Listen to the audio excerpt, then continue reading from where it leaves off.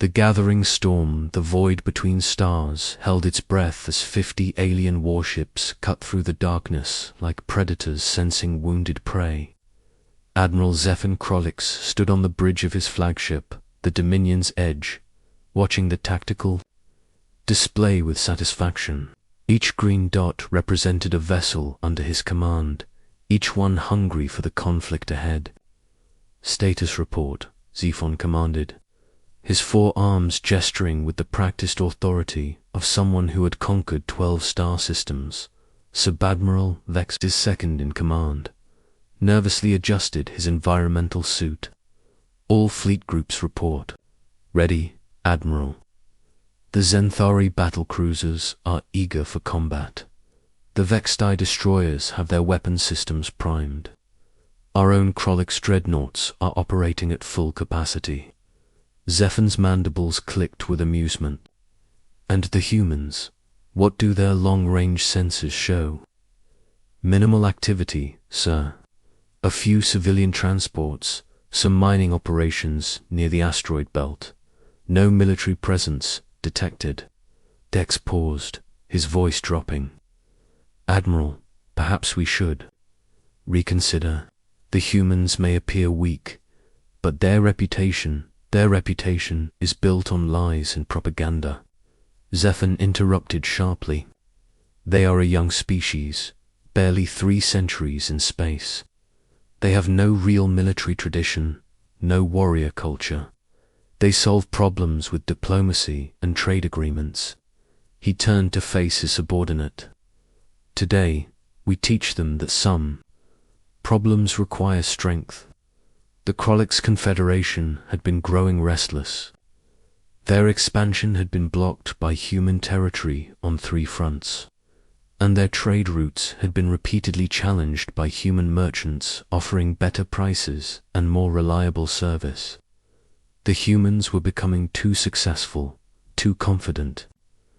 It was time to remind them of their place in the galactic hierarchy. Meanwhile, on the edge of human space, Captain Alina Vasquez stood in the observation deck of the research vessel Meridian.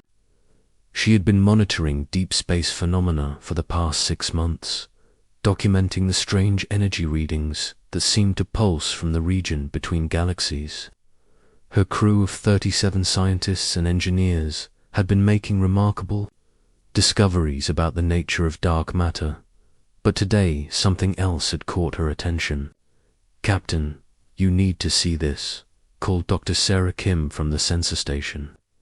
"I'm detecting a massive energy signature approaching from the Krolix sector.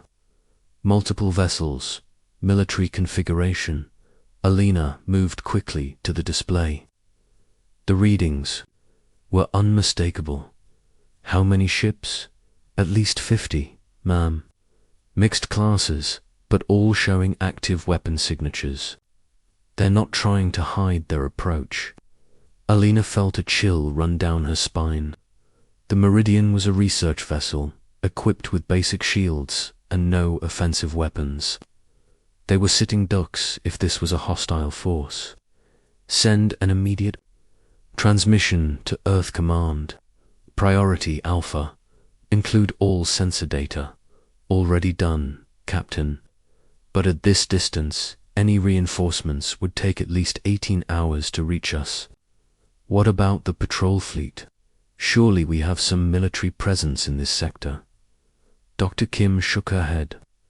"The nearest patrol ships are 4 systems away. Captain, there's something else. The energy signature is massive. This isn't a raid or a patrol. This is an invasion force." Alina closed her eyes for a moment, thinking. The human territories were protected by a network of defense stations and patrol fleets, but they were spread thin across dozens of systems. If someone wanted to strike at human space, this remote sector would be an ideal entry point. "Open a channel to all human vessels in the area," she ordered. "Warn them about the approaching fleet. Tell them to move to safe distance and prepare for emergency jump to hyperspace." As the Meridian's communications officer began transmitting warnings, Alina couldn't help but wonder if this was how wars began.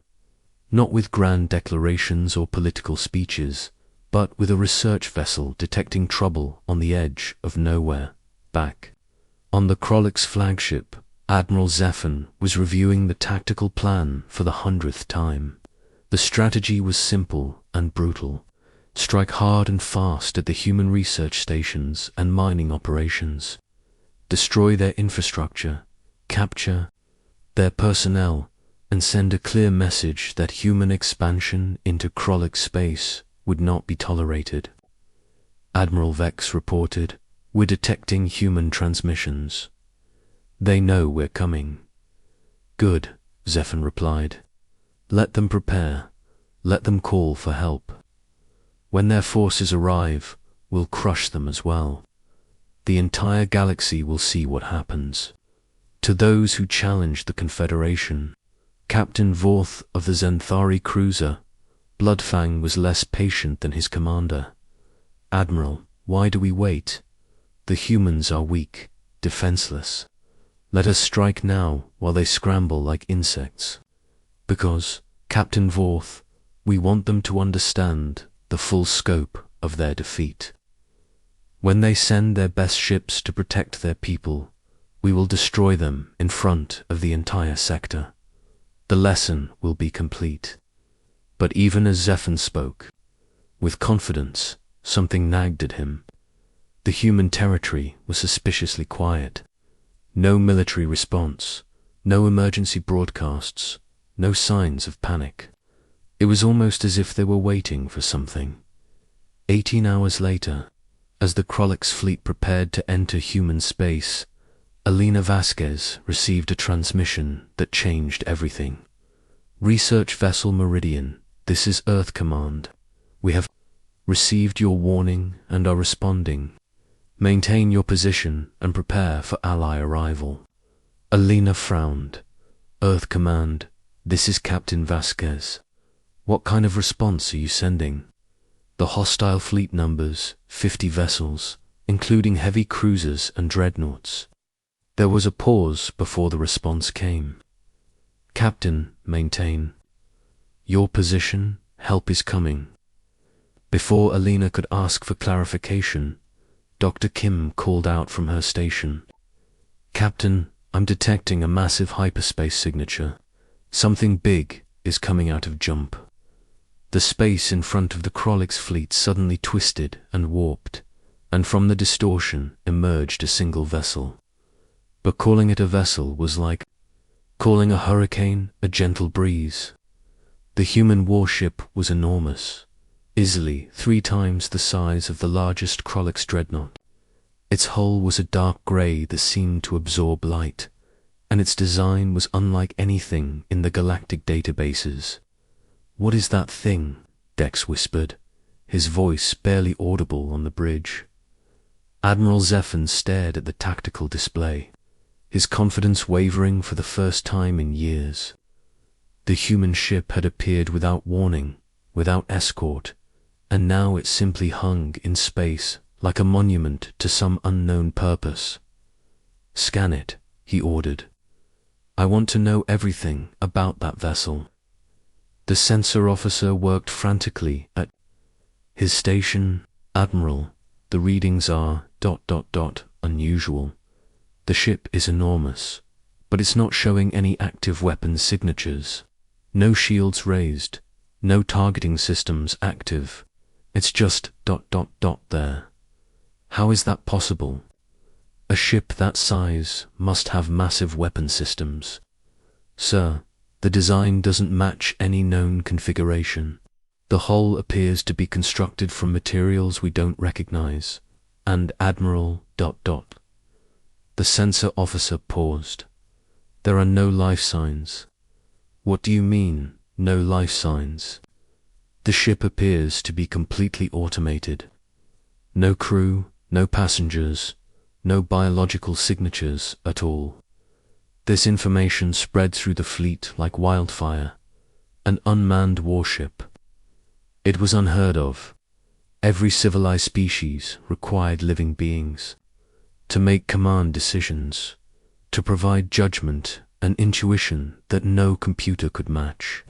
The idea of a fully automated warship was both fascinating and terrifying. Captain Vorth was the first to voice what many were thinking. It's a ghost ship, a derelict. The humans are trying to scare us with an empty hulk.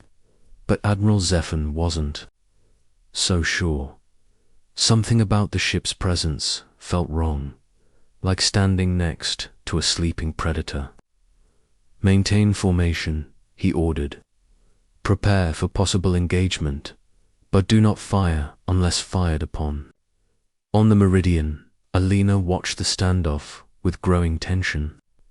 The human warship had identified itself only as the Eternal Vigil, but had provided no other information. It simply held position between the research vessels and the hostile fleet, silent and imposing. "Captain," Dr. Kim reported, "I'm detecting energy buildup in the human warship. Whatever that thing is, it's powering up." Alina opened a channel to the Eternal Vigil. "Human warship, this is Captain Vasquez of the research vessel Meridian. What are your intentions?" The response came not as words, but as a simple data burst transmitted to every ship in the area, human and alien alike. It was a historical record, a single file containing the details of the Battle of Kepler 442, where a human exploration fleet had been attacked without provocation by pirates. The file showed the aftermath, twisted metal, dead explorers, and the promise that humanity would never again allow its people to be slaughtered in the darkness between stars. The message was clear. The Eternal Vigil was not just a warship. It was a promise made real, a guardian built to ensure that what happened at Kepler 442 would never happen again. The weight of silence, the silence that followed the data transmission, was deafening. 50 alien warships faced a single human vessel, and nobody moved. The Eternal Vigil hung in space like a sleeping giant, its dark hull reflecting no light, its weapon systems still showing no active signatures. But something had changed in the last few minutes. The very air seemed to thrum with potential energy. Commander Marcus Chen stood in the command center of the Eternal Vigil. Though stood was perhaps not the right word, as one of the few humans who had volunteered for the neural integration program. Marcus existed as much in the ship's systems as he did in his physical body. His consciousness was spread throughout the vessel, monitoring every system, every sensor, every weapon. The Eternal Vigil was humanity's answer to the question that had haunted them since Kepler 442. How do you protect the unprotectable? How do you ensure that human explorers, researchers, and civilians could work in peace without fear of sudden attack? The answer was simple in concept, but terrifying in execution. You build something so powerful, so capable of devastating retaliation, that no one would dare to attack in the first place. Marcus felt the tension in the alien fleet through the ship's sensors. Elevated heart rates, stress hormones, rapid communications. Between vessels, they were afraid, but they hadn't yet understood why they should be. Eternal Vigil, came a transmission from the Meridian. "This is Captain Vasquez. The alien fleet is holding position, but they're not retreating. What's the plan?" Marcus considered his response carefully.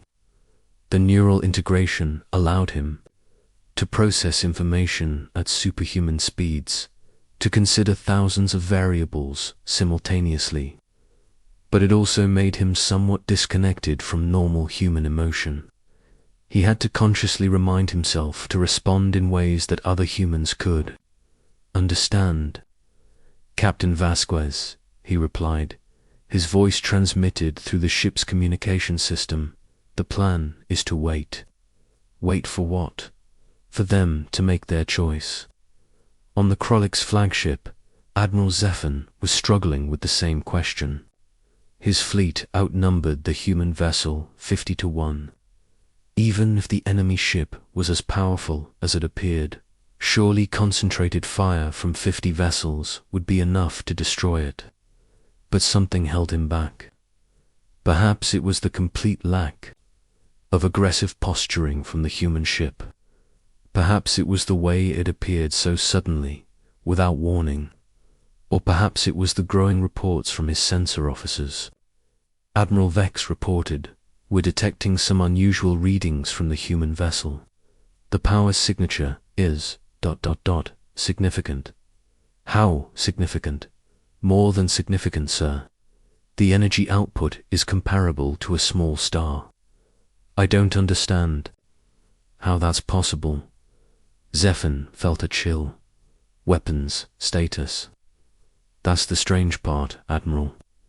We're not detecting any conventional weapons. No plasma cannons, no missile tubes, no railguns. The ship's design is completely alien to our understanding of naval architecture." Captain Vorth's voice crackled over the fleet communication system. "Admiral, we're wasting time. One ship cannot defeat 50, regardless of its size. I request permission to engage." "Negative, Captain. Maintain position." But Vorth was not known for his patience or his willingness to follow orders. He disagreed. With the Zenthari were a warrior culture, and to them, hesitation was weakness. "Admiral, the humans are making fools of us. Every moment we delay, our reputation suffers. I'm moving to attack position." "Captain Vorth, I order you to maintain formation." But it was too late. The Zenthari cruiser Bloodfang broke from the fleet formation and began advancing toward the Eternal Vigil. As it moved, its weapon systems came online, targeting systems locking onto the human vessel. Marcus felt the Zenthari ship's approach through the Eternal Vigil's sensors. The alien vessel was relatively small, about the size of a human destroyer, but it was heavily armed and clearly intent on combat. He could have disabled it with a focused electromagnetic pulse, or used the ship's defensive systems to deflect its weapons. Instead, he chose a different approach. The Eternal Vigil remained motionless as the Bloodfang approached. No weapons came online, no defensive systems activated. To the watching fleets, it appeared that the human ship was simply going to allow itself to be attacked. Captain Vorth felt a surge of satisfaction as his ship closed the distance. Targeting systems locked. Firing main weapons. The Bloodfang's primary plasma cannon discharged, sending a stream of superheated matter toward the human warship. The bolt struck the Eternal Vigil's hull and simply disappeared, absorbed by the dark material without causing any visible damage. "What?" Vorth stared at his displays in disbelief. "Fire again. All weapons." The Zenthari cruiser unleashed everything. It had plasma bolts, particle beams, kinetic projectiles, and fusion warheads. All of it struck the human vessel, and all of it simply vanished, absorbed by the impossible hull. Marcus felt each impact as a gentle tap against his consciousness. The Eternal Vigil's hull was constructed from a material that existed partially outside normal space-time, capable of absorbing and redirecting energy in ways that conventional physics couldn't explain. The alien weapons were not just ineffective, they were actually charging the ship's power systems. "Enough," Marcus said, his voice transmitted to every ship in the area. What happened next would be remembered in military academies across the galaxy for centuries. The Eternal Vigil didn't fire weapons. It didn't launch missiles or discharge energy beams. Instead, it simply ... reached out. Space around the Zenthari cruiser began to bend and twist. The fabric of reality warped, and the Bloodfang found itself caught in a gravitational field that increased exponentially. The ship's hull began to groan under the pressure, and its crew was pressed into their acceleration couches by forces that should have been impossible. "This is impossible," Vorth screamed into his communicator. "No ship can generate this kind of gravitational field." Marcus's response was calm and measured. "Captain Vorth, you attacked without provocation. You fired on a vessel that had shown no hostile intent. This is your warning. Withdraw immediately or face the consequences. Never, Centauri, do not retreat." Marcus felt a moment of sadness for the alien captain. Courage was admirable, but stupidity was fatal. With a thought, he increased the gravitational field around the Bloodfang.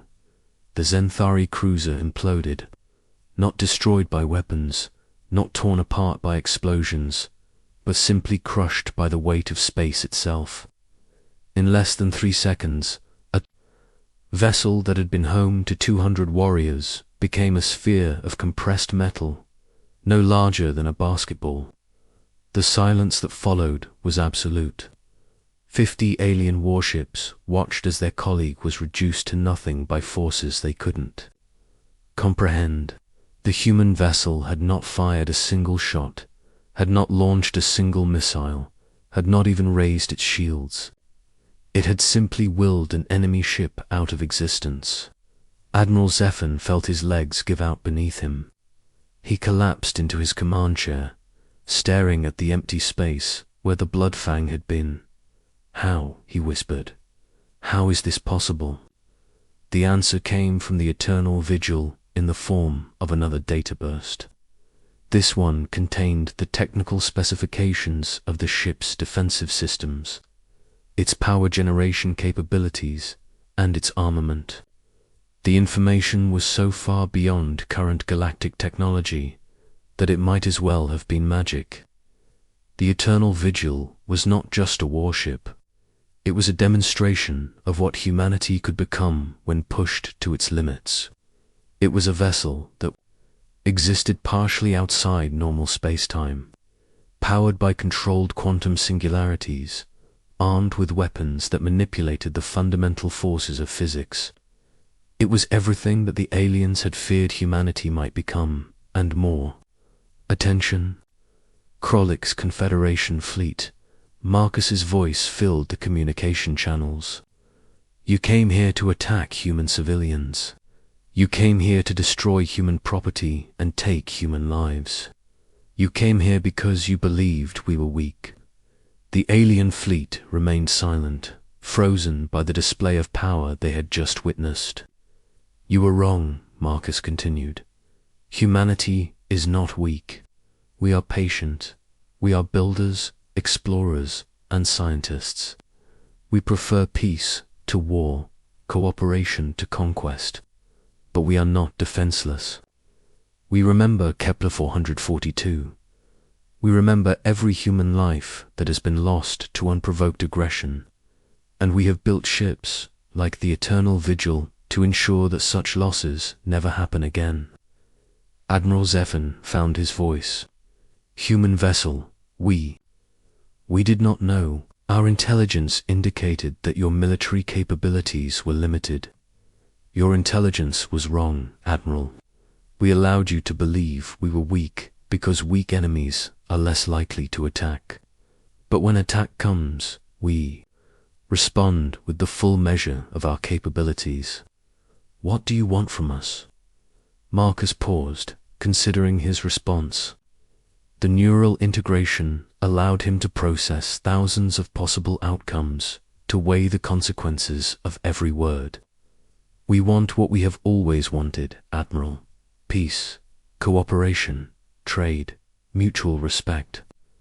But if you come for our people with weapons, we will respond with weapons. If you come for our territory with armies, we will respond with armies. And if you come for our civilization with fleets, ... double quotes, he paused meaningfully. We will respond with fleets." The implication was clear. The eternal vigil was not unique. It was one of many. Humanity had been building, had been preparing, had been getting ready for the day when diplomacy would fail and strength would be required. "I understand, Admiral," Zephan said quietly. "We will withdraw." "See that you do, Admiral. And, Admiral, spread the word. Humanity is not weak. We are not defenseless. We are not afraid. We are simply patient. But patience has limits." One by one, the alien warships began to turn away, their engines igniting as they prepared to leave human space. The great fleet that had come to teach humanity a lesson was leaving, humbled and defeated without a single shot being fired in their direction. As the last alien vessel disappeared into hyperspace, the eternal vigil remained in position, watching, waiting, guarding. It would stay there until it was certain the threat had passed, and then it would fade back into the darkness, between stars, waiting for the next time humanity needed protection. On the Meridian, Captain Elena Vasquez watched the alien fleet retreat with a mixture of relief and awe. "Eternal vigil, this is Captain Vasquez. Thank you." Marcus's response was warm, more human than it had been during the confrontation. "You're welcome, Captain. Take care of yourself out there. The galaxy is a dangerous place, but you're not alone." As the eternal vigil prepared to depart, Elena realized that she had witnessed something historic. Not just a battle, but a moment when the balance of power in the galaxy had shifted. Humanity was no longer the young, weak species that others could bully and intimidate. They had become something else, something more dangerous and more capable than anyone had imagined. The age of human expansion was about to begin, and the galaxy would never be the same.